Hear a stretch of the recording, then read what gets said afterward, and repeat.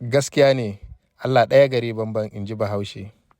Kuna da sanin cewa a ƙasar Turawa ɗin nan watan Ingila kenan, in dai mutum ya mutu kuma mutumin nan ya kasance wanda ba shi da jama'a ko kuma danginsa ba su da yawa. Kuna da sanin cewa suna ɗauko mutane haya domin a zo a yi zaman makoki?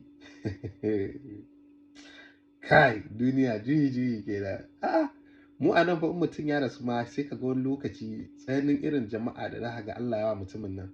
Sai ka ga har ana tunanin abin da za a ba mutane ma ya ƙare. Amma su a ƙasashensu ko ma kana da arziki sai ka ga wani lokaci mutum ya mutu zai ga mutane ƙalilan ne sun je zana'idarsa ko zuwa ta'aziyya.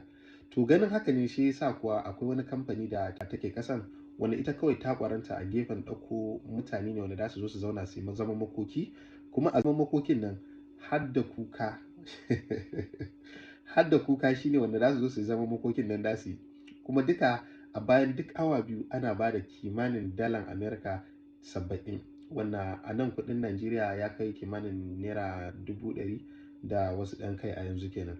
To in dai ko wannan abin za a ce za a kwashi baƙaƙen mutane su je ƙasashen nan suke wannan ayyukan, ai ina gan aka kwashi wasu ma tsananin sanin yadda za su yi kukan wannan makokin sai an ƙara musu kuka kuɗi. Kai, Allah mun gode maka, to Allah ya sa mu dace.